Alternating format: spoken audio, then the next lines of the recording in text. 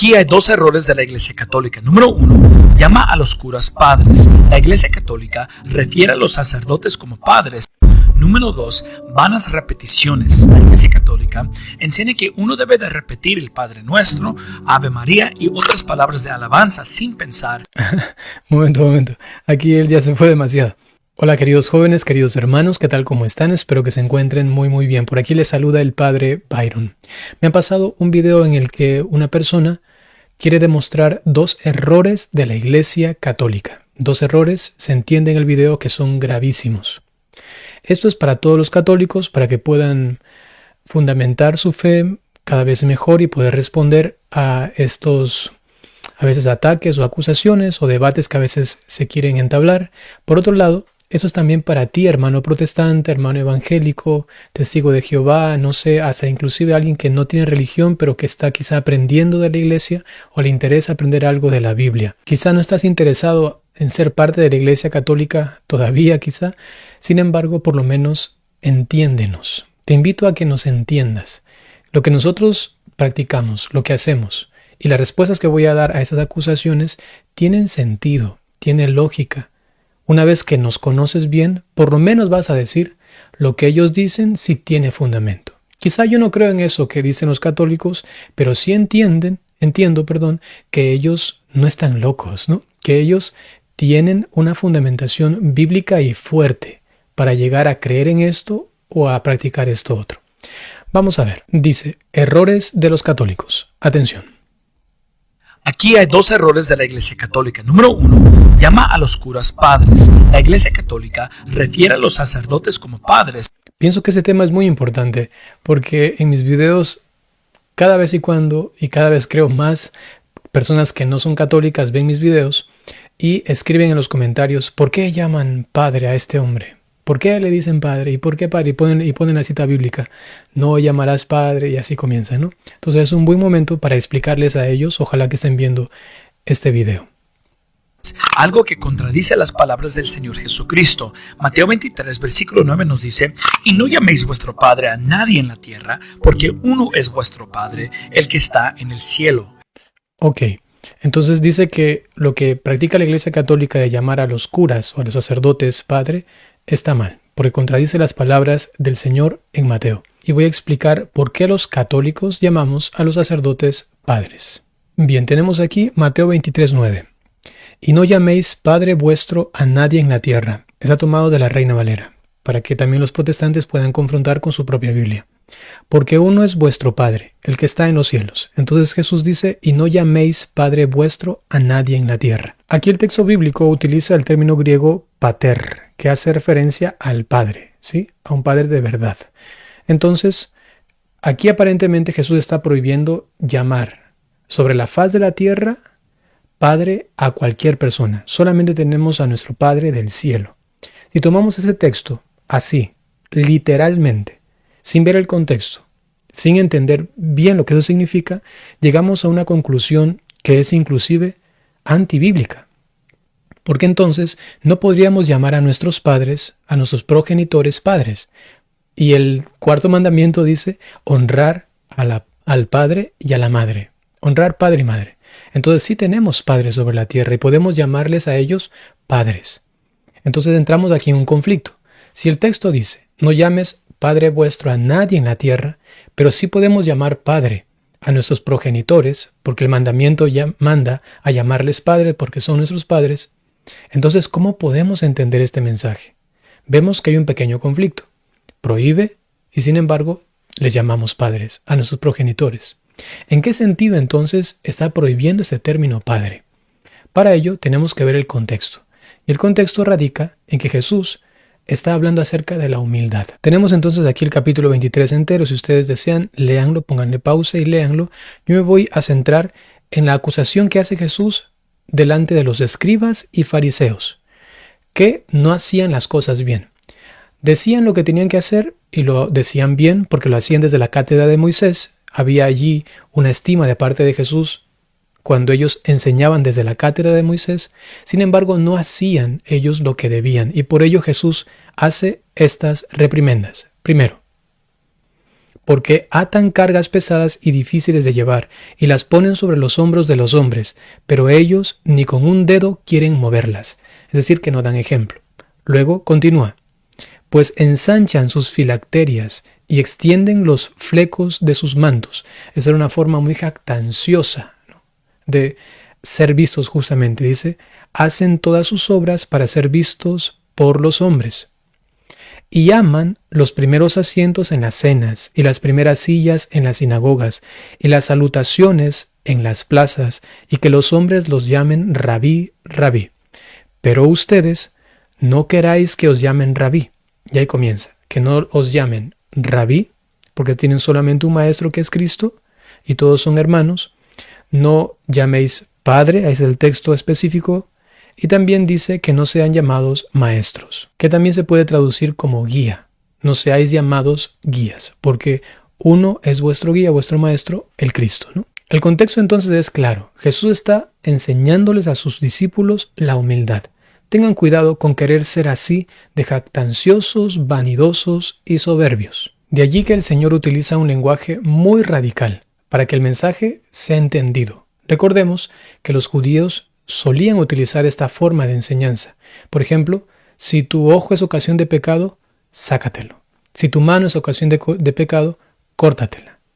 No es que está pidiendo que realmente dañemos nuestro cuerpo, sino que a través de esta sentencia radical, que tiene algo de exageración, pues podamos entender claramente lo que Él nos está pidiendo. Y en ese contexto está hablando de la humildad.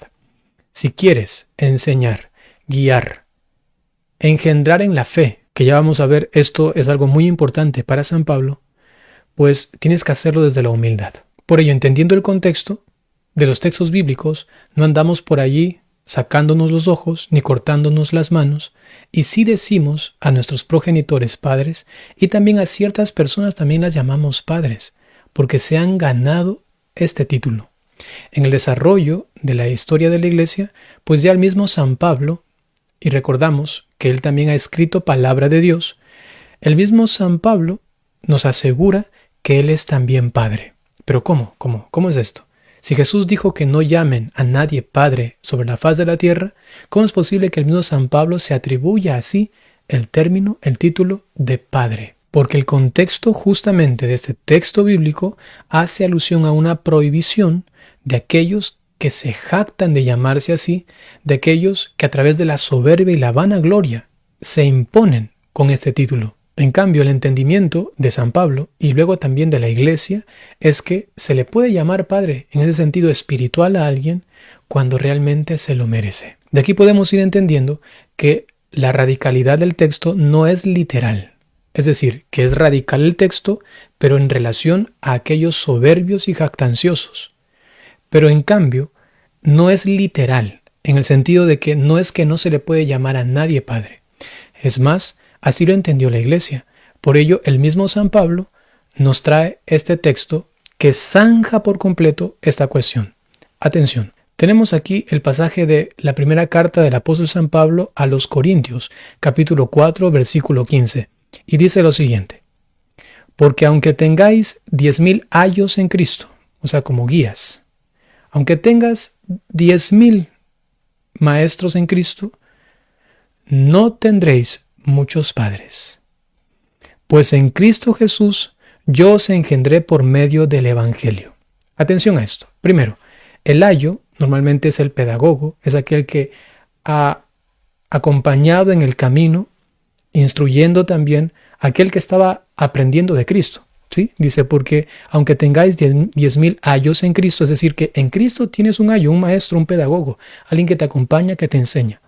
Aunque tengas muchos maestros, que ya está entonces dando una interpretación no literal del texto que hemos leído antes, sino en el contexto en el que se encontraba, entonces dice, no tendréis muchos padres. No tendréis muchos padres. Hace alusión a que a nadie se puede llamar padre en la tierra.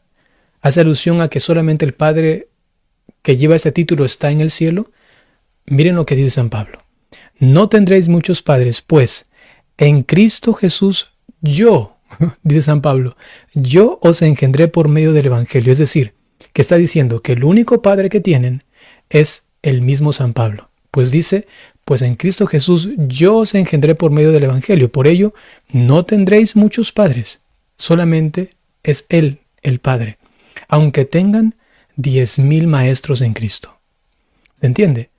Aquí San Pablo está dando la interpretación correcta del texto anterior. De allí entonces que no está prohibido llamar Padre de manera absoluta, sino en el contexto en el que Jesús lo dijo. Y por ello es bueno recalcar, si es que alguien, tú conoces un sacerdote, que se hace llamar Padre porque lo exige, porque es que me tienen que llamar y llámenme maestro y llámenme su guía y no se lo merece, tú ahí en ese sentido tranquilamente puedes dejar de decirle Padre. Dile Señor sacerdote, dile Señor cura, pero no le puedes llamar Padre si realmente no ha hecho como San Pablo. ¿Y qué es lo que ha hecho San Pablo? En Cristo yo os engendré por medio del Evangelio. Él se está adjudicando una paternidad espiritual. Si tienes un sacerdote que no es realmente tu padre espiritual, pues sencillamente no se lo merece. De allí se desprende, queridos hermanos, que en la historia de la Iglesia, según la interpretación de San Pablo, de la misma Iglesia católica, de los cristianos, pues no estaba prohibido llamar padre a quien se lo merecía. Así como tenemos un padre biológico que se merece llamar padre, así también tenemos padres espirituales a quienes llamamos padres. Y por ello, en el desarrollo de la historia de la Iglesia, pues se comenzó a dar ese título a ciertas personas. Al principio ni siquiera solamente a los sacerdotes, se les daba a los monjes, se les daba a aquellos que estaban en el desierto y que daban consejos espirituales, imagínate. Y actualmente, normalmente se le llama padre a los sacerdotes. Antes de continuar viendo el video, y alguien no quiere entender esto y dice, no, es que no, lo que dicen los católicos está muy mal y todo eso de aquí, pues sencillamente le invito entonces a que cumpla literalmente este texto y no llame a su padre, el padre biológico, padre aquí en la tierra. Si quieres realmente obedecer según tu interpretación literal del texto, sin ver el contexto y sin ver la interpretación de la Iglesia, en este caso del propio San Pablo, entonces sencillamente sé fiel a tu conciencia, no seas incoherente y no llames a tu padre biológico padre. Y por otro lado, si es que así interpretas la Biblia de forma literal o te han enseñado así a creer, entonces tienes que sacarte la mano y sacarte el ojo. Así de claro. Continuemos viendo el video. Jesucristo prohíbe llamando a nuestros líderes espirituales Padre, un título que solo está designado a nuestro Dios. Número 2, vanas repeticiones. La Iglesia Católica enseña que uno debe de repetir el Padre Nuestro, Ave María y otras palabras de alabanza sin pensar. Momento. Aquí él ya se fue demasiado. Está bien, la Iglesia Católica sí pide que se repitan ciertas oraciones, pero él dice, pide que se repitan sin pensar. ¿Dónde dice esto? Es una acusación muy grave la que hace este hermano. Le pido por favor que si es que ve este video se retracte públicamente porque en ningún texto de la Iglesia se dice que los católicos tenemos que repetir oraciones sin pensar. Por favor, que se retracte si es realmente honesto. Ahora, ¿está mal repetir? ¿Repetir sin pensar? Pues sí, está mal, ¿no? Sin conciencia, sin espíritu, pues está muy mal. Pero ¿repetir está mal? ¿La Biblia nos habla de repetir en alguna vez? Vamos a responder esto. De la misma Biblia protestante, del Evangelio según San Lucas, capítulo 18, dice lo siguiente. Jesús contó a sus discípulos una parábola para mostrarles que debían orar siempre, sin desanimarse. Está hablando acerca de la oración. Muy bien, les dijo. Había en cierto pueblo un juez que no tenía temor de Dios ni consideración de nadie. En el mismo pueblo había una viuda que insistía en pedirle, hágame usted justicia contra mi adversario. Durante algún tiempo él se negó, pero por fin concluyó, aunque no temo a Dios ni tengo consideración de nadie, como esta viuda no deja de molestarme, voy a tener que hacerle justicia, no sea que con sus visitas me haga la vida imposible. El texto dice que había una viuda que insistía en pedirle, ¿en qué insistía? Hágame usted justicia contra mi adversario. Repetía y repetía, e insistía en lo mismo. Hágame usted justicia contra mi adversario. Algún protestante podría decir, no, significa aquí que ella tenía esa intención, pero no es que repetía literalmente las mismas palabras. Quizá lo dijo de muchas distintas formas. Ok, si te vas por este camino, pues yo te tengo otro texto bíblico. el mismo Jesús repetía oraciones. Primero, como judío, tenía que repetir los salmos. Y si tú los lees en oración, porque no lo vas a leer sin pensar, si los lees en oración como buen judío, el Señor Jesús tenía entonces que repetir los salmos. Y es orar repitiendo un texto. Eso se le llama rezar, que se transforma en oración cuando uno lo hace realmente desde el corazón, no solamente recitar por recitar. Y Jesús tuvo que haberlo hecho con el corazón, aunque repetía. ¿Qué cosa? Los salmos. Es más, si vamos a Lucas capítulo 22 versículo 19 dice lo siguiente: y habiendo tomado pan, después de haber dado gracias, lo partió y les dio diciendo: esto es mi cuerpo que por vosotros es dado. Él dice esto y luego dice: hagan esto, haced esto en memoria mía, es decir, repítanlo. Hagan esto en memoria mía, repitan esto que yo he hecho. Mis gestos, mis palabras, todo aquello. Entonces el Señor no se opone a que repitamos algo. Es más, el mismo Jesús oró, repitiendo palabras, y el texto nos lo dice literalmente. Atención, Marcos capítulo 14, versículos del 32 al 52. El 39 específicamente dice lo siguiente: otra vez fue y oró. Estamos en el contexto del Getsemaní, diciendo las mismas palabras. ¿Quién? Nada más y nada menos que Jesús. Él había dicho: Abba, Padre, todas las cosas son posibles para ti. Aparta de mí esta copa, mas no lo que yo quiero, sino lo que tú. Los encontró durmiendo, dijo algo a Pedro: por favor, haz esto, velad, orad con tus hermanos, para que no caigan en tentación, y luego, otra vez, fue y oró diciendo las mismas palabras. Aquí Jesucristo está yéndose contra lo que él mismo dijo: cuando oren no repitan. Pues por supuesto que no. Otra vez, si no se entiende el contexto, queridos hermanos, caemos en contradicciones bíblicas y lógicas, porque no tienen sentido. Si entendemos bien el contexto, entonces nos damos cuenta. El Señor no prohíbe repetir sin sentido, diciendo mientras más repita, entonces más me va a dar el Señor. Por supuesto, ahí no tiene sentido. Tiene que ver con el pensamiento, la fe, el corazón, el amor con que uno ore, ya sea repitiendo palabras que pueden ser inspiradoras. ¿Cómo no decir al Señor te amo, te amo, te amo? ¿Me está prohibiendo Jesús decirle 3 veces te amo? Por supuesto que no. Pero si llego a decirle te amo con un corazón totalmente vacío y contrario a Él todavía, pues eso no tiene sentido. Lamentablemente aquí el hermano ha puesto esta añadidura: sin pensar, como si a los católicos nos enseñan a orar sin pensar. Por favor, retractarse de eso. Continuamos. Para recibir la respuesta de nuestras oraciones. Pero cuando miramos al Nuevo Testamento, no encontramos los apóstoles ni los discípulos repitiendo esas palabras. Bueno, ya vimos que Jesús mismo estaba repitiendo, ¿no? Y que el mismo Jesús le dice a sus apóstoles: repitan, hagan esto en conmemoración mía, vuélvanlo a hacer. Las palabras y los gestos que hizo en la última cena.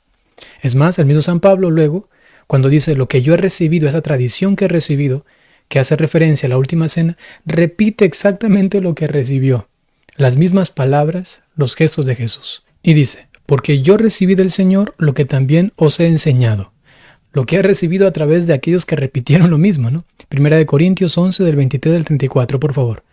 Que el Señor Jesús la noche que fue entregado tomó pan y todo eso. ¿Por qué? Porque Él mismo dijo: esto repítanlo, háganlo en conmemoración mía, y no sin pensar, y no sin corazón, aunque repitiendo, háganlo con el Espíritu, en oración, con amor, con fe, evidentemente.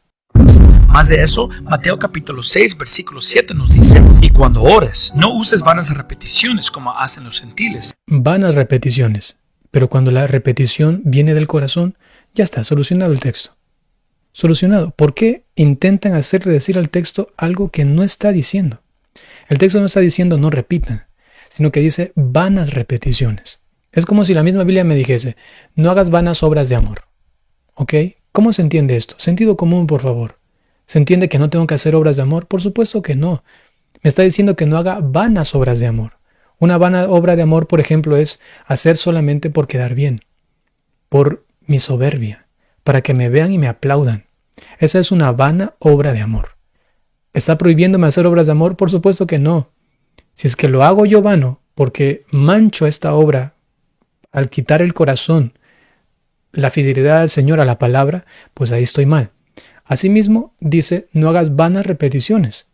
¿Está prohibiendo repetir? No. Que esas repeticiones sean vanas. Así de sencillo. Espero que por lo menos nos entiendas a nosotros los católicos y que nuestra interpretación no es una interpretación alocada. Y tiene que ver como la Iglesia Católica ha vivido desde el principio el cristianismo. Más bien, pregúntate tú, ¿por qué yo no estoy viviendo lo que siempre se ha vivido?